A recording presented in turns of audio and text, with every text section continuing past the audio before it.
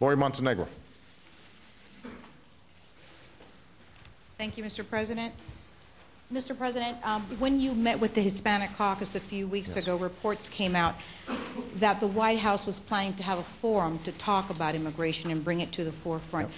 Going forward, my question is, what is your strategy to try to have immigration reform, and are you still on the same timetable to have it accomplished in the first year of your presidency? And also, I'd like to know if you're going to reach out to Senator John McCain, who is Republican and in the past has favored immigration reform. Well, we reach out to Senator McCain on a whole host of issues. He has been a leader on immigration reform. I think he has had the right position on immigration reform, and I would love to partner with him and others on what is going to be a critical issue. We've also worked with Senator McCain on what I think is a terrific piece of legislation that he and Carl Levin have put together around procurement reform. We want that moved, and we're going to be working hard with them to get that accomplished. What I told the Congressional Hispanic Caucus is exactly what I said the very next day in a town hall meeting, and what I will continue to say publicly, and that is we want to move this process. We can't continue with a broken immigration system. It's not good for anybody. It's not good for American workers. It's dangerous for Mexican would-be workers who are trying to cross a dangerous border. It is putting a strain on border communities who oftentimes have to deal with a host of undocumented workers, and it keeps those undocumented workers in the shadows, which means they can be exploited at the same time as they're depressing U.S. wages. So what I hope to happen is that we're able to convene a working group working with key legislators like Luis Gutierrez and Nydia Vasquez and others to start looking at a framework of how this legislation might be shaped. In the meantime, what we're trying to do is take some key administrative steps to move the process along to lay the groundwork for legislation, because the American people need some confidence that if we actually put a package together, we can execute. So Janet Napolitano, who has great knowledge of this because of having been a border governor, she's already in the process of reviewing and figuring out how can we strengthen our border security in a much more significant way than we're doing. If the American people don't feel like you can secure the borders, then it's hard to strike a deal that would get people out of the shadows and on a pathway to citizenship who are already here, because the attitude of the average American is going to be, well, you're just going to have hundreds of thousands of more coming in each year. On the other hand, showing that there's a more thoughtful approach than just raids of a handful of workers, as opposed to, for example, taking seriously the violations of companies that sometimes are actively recruiting these workers to come in. That's, again, something that we can start doing administratively. So what we want to do is to show that we are competent and getting results around immigration, even on the structures that we already have in place, the laws that we already have in place, so that we're building confidence among the American people that we can actually follow through on whatever legislative approach emerges. Okay? I see the process moving this first year, and I'm going to be moving it as quickly as I can. I've been accused of doing too much. We are moving full steam ahead on all fronts. Ultimately, I don't have control of the legislative calendar, and so we're going to work with legislative leaders to see what we can do. Andre Scholl? There you go. Thank you, Mr. President.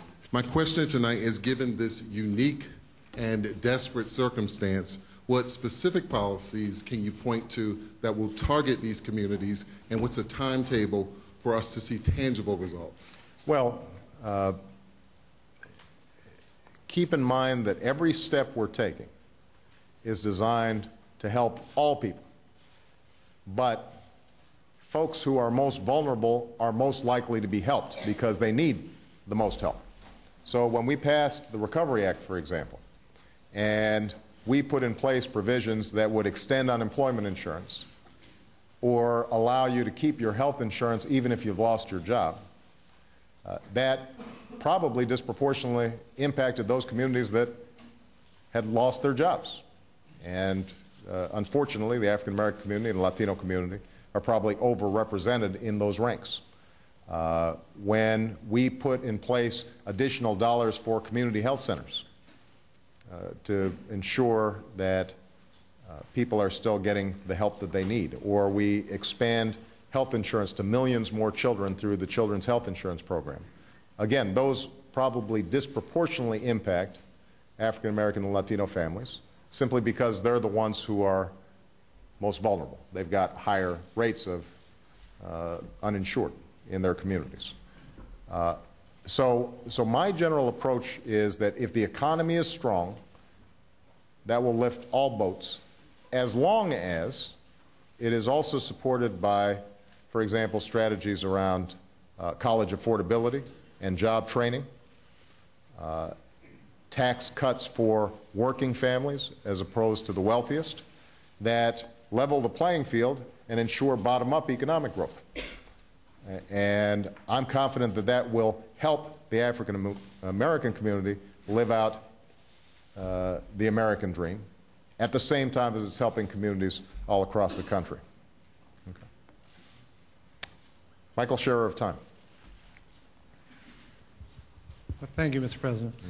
During the campaign, you criticized President Bush's use of the state secrets privilege, but U.S. attorneys have continued to argue the Bush position in 3 cases in court. How exactly does your view of state secrets differ from President Bush's, and do you believe presidents should be able to derail entire lawsuits about warrantless wiretapping or rendition if classified information is involved?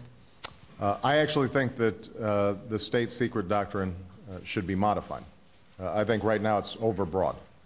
But keep in mind what happens is we come into office, we're in for a week, and suddenly we've got a court filing that's coming up.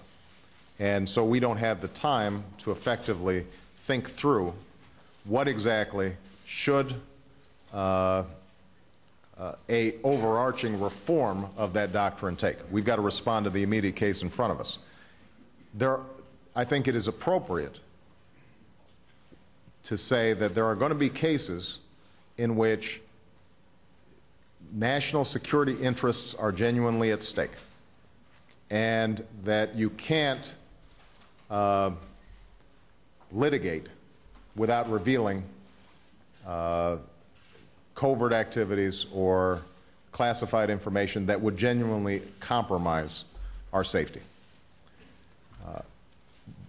But searching for ways to redact, to carve out certain cases, to see what can be done so that a judge in chambers can review information without it being an open court. There should be some additional tools so that it's not such a blunt instrument. And we're interested in pursuing that. I know that Eric Holder and Greg Craig, my White House counsel, and others are working on that as we speak. Jonathan Weissman, you get the last word. Where are you? There you are. Thank you, sir. Yeah. You are currently the chief shareholder of a couple of very large mortgage giants. You are about to become the chief shareholder of a car company, probably 2. And I'm wondering, what kind of shareholder are you going to be? What is the government's role as the keeper of public trusts and bonds in soon-to-be public companies again? Thank you. Well, I think our first role should be shareholders that are looking to get out.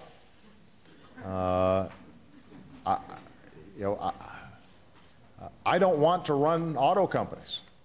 I don't want to run banks. I've got 2 wars I've got to run already.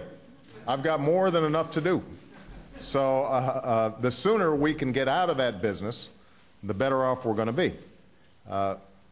we are in unique circumstances. You had the potential collapse of the financial system, which would have decimated our economy.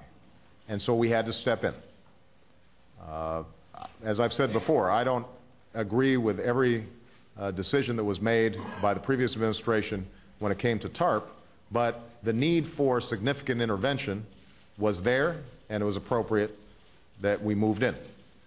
With respect to the auto companies, I believe that America should have a functioning competitive auto industry. I don't think that taxpayers should simply attach an umbilical cord between the U.S. Treasury and the auto companies.